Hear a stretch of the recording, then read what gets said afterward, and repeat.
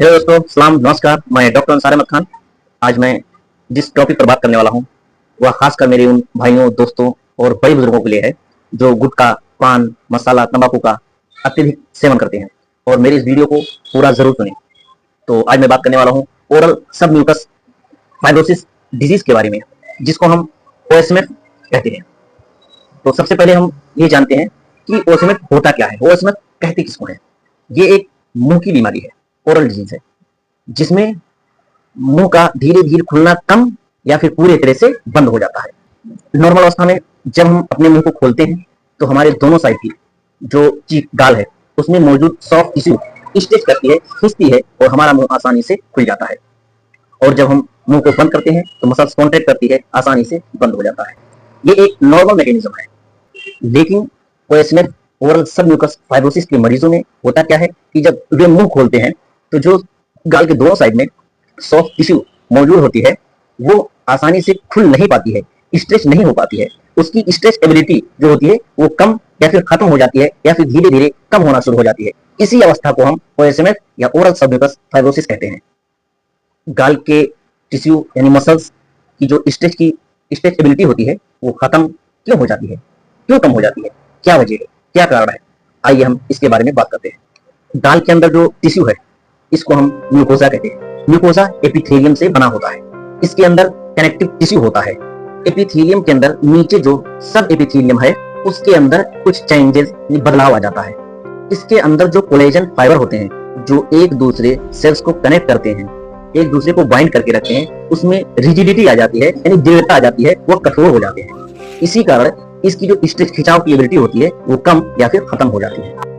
ये इसमें खिंचाव या इसमें दृढ़ता क्यों आती है, किस वजह से आती है, इसमें कठोरता कहां से आ जाती है। एक फल होता है जिसको एरिका नट के नाम से जानते हैं, लेकिन हमारे क्षेत्र, हमारे गांव में इसको डली के नाम से जाना जाता है, डली बोला जाता है। और डली का नाम लेते ही आप लोगों के दिमाग में आया होगा, हाँ डली का उपयोग जो पान में किया जाता है, गुटखे में किया जाता है, मसाले में किया जाता है, हमारे यहाँ दोहरा बनाया जाता है, दोहरे में भी किया जाता है। तो इसमें कुछ प्रोडक्ट्स ऐसे होते हैं जिनके उपयोग से, सेवन से ये हमें काफी हानिकारक होता है और हमारे अंदर के मसल्स जो टिश्यू होते हैं उनको ये डैमेज करते हैं, खत्म करते हैं। तो आइए हम बात करते हैं कि वह प्रोडक्ट्स कौन कौन से हैं और क्या बीमारी पैदा करते हैं और ये किसके कॉज बनते हैं।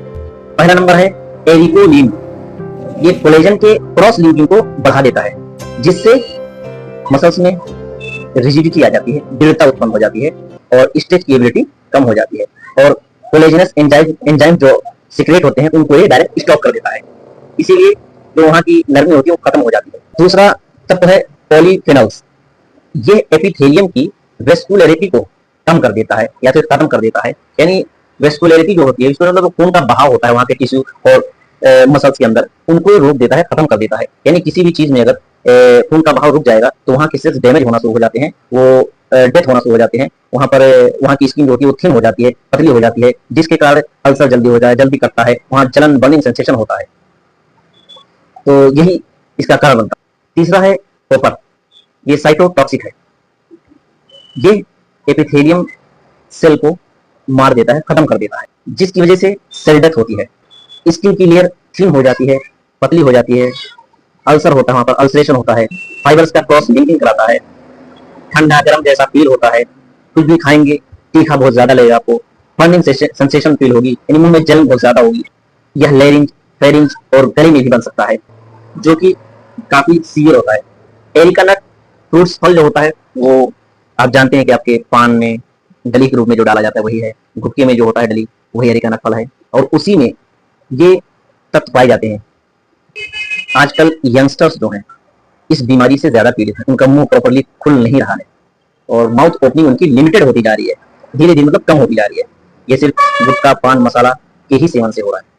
अब हम बात करते हैं कि इसके इनिशियली सिम्टम्स क्या हैं, यानी शुरुआती लक्षण क्या क्या हैं। आपको अगर ऐसा फील हो तो आप समझ जाइए, सतर्क हो जाइए कि शायद आपको ओएसएमएफ हो रहा है, आप ओएसएमएफ का शिकार हो रहे हैं। आप मुंह खोलने की कोशिश करेंगे, मुंह खुल जाएगा, लेकिन मुंह के अंदर स्ट्रेच फील होगा, खिंचाव महसूस होगा, ऐसा लगेगा कोई चीज खींच रही है। इसके अलावा बर्निंग सेंसेशन फील होगी, मुंह में जलन होगा, अल्सरेशन होगी, लिमिटेड माउथ ओपनिंग होगी, यानी आपका मुंह खुलना कम हो जाएगा, धीरे धीरे कम होता जाएगा। गाल के अंदर की जो स्किन है उसके कलर में चेंजेस आने शुरू हो जाएंगे, ये व्हाइटिश कलर होने लगेगा धीरे धीरे। अब हम बात करते हैं इसके ट्रीटमेंट्स के बारे में, इसमें क्या क्या ट्रीटमेंट देते हैं हम। सबसे पहले हमारा लक्ष्य जो होता है ये होता है कि मुंह जितना खुल रहा है वहीं पर रोक दिया जाए, मुंह खुलना और कम ना होने पाए, बीमारी के प्रोग्रेशन को यानी बहाव को रोका जाए और पेशेंट्स को उसके हैबिट्स छोड़ने की सलाह दी जाए। यानी अगर गुटखा पान मसाले का सेवन कर रहा है तो उसको हर हाल में छोड़ना होगा। अगर वह अपने हैबिट्स को नहीं छोड़ता है तो उस पर कोई भी दवा काम नहीं करेगी और इस बीमारी की सीवियरिटी से और कॉम्प्लिकेशन से उसको कोई नहीं बचा सकता है। इसका कोई हल है ही नहीं। आप ये जान रहे हैं, आपको एसएमएस है, आप फिर भी गुटखा पान तंबाकू का सेवन कर रहे हैं तो जल्द ही आपका एसएमएस जो है वो कैंसर में तब्दील हो सकता है। अगर सूजन है, इन्फ्लामेशन है, तो स्टेरॉइड्स और एंटी इन्फ्लामेटरी ड्रग्स का यूज करते हैं। इसमें एंटीऑक्सीडेंट्स का यूज किया जाता है जो कि वहाँ पर फ्री रेडिकल्स बन रहे होते हैं, उनको स्टॉप करने के लिए किया जाता है और ये एपिथेलियल एट्रोफी को कम करेगा। कुछ ड्रग्स ऐसे होते हैं जो ब्लड सप्लाई को बढ़ा देती हैं, उनका भी यूज करेंगे। इसके अलावा विटामिन और न्यूट्रिशनल की डिफिशियंसी को दूर करेंगे। फॉलो इंपॉर्टेंट है। आप अपने डॉक्टर से महीने 1.5 महीने में मिलते रहिए जब बुलाए डॉक्टर आपको, और इसमें आपको अपने मुंह का एग्जामिन करते रहना है 4 दिन में, 10 दिन में, 15 दिन में कि आपके मुंह में कोई दूसरी चीज तो नहीं हो रही है, आपका जो बर्निंग सेंसेशन है वो बढ़ रहा है कि कम हो रहा है, आपकी जो लिमिटेड माउथ ओपनिंग थी वो स्टॉप हुई कि नहीं हुई, और आपके मुंह के में जो स्किन है उसके कलर में जो चेंजेस आ रहे थे वो कलर ठीक हो रहे हैं कि नहीं हो रहे हैं। और इसमें मुंह के कुछ एक्सरसाइज हैं, मैं स्क्रीन पर डाल दे रहा हूँ, आप वो देख सकते हैं कि कौन कौन से ओरल एक्सरसाइज आप कर सकते हैं। अगर आपका मुंह खुलना बिल्कुल बंद हो गया है तो इसका सर्जरी होता है, इसमें सर्जरी किया जाता है। इसमें एक साइकोलॉजिकली डिसऑर्डर होता है। जो आप डॉक्टर के पास जाते हैं तो डॉक्टर जब आपसे कह देता है कि ये कैंसर का रूप ले सकता है तो वो बात आपके जहन में बैठ जाती है और बार बार आपके दिमाग में वही चीज आपके इर्द गिर्द रहती है। तो आज मैं बताता हूँ कि इसका कन्वर्जन रेट कितना होता है। यानी कोई क्वेश्चन का पेशेंट है तो कैंसर में जो एक क्वेश्चन के पेशेंट्स जो है, जो बीमारी होती है ये कैंसर में कितना परसेंट तब्दील होती है, ये इसका कन्वर्जन रेट जो है 7.2 है।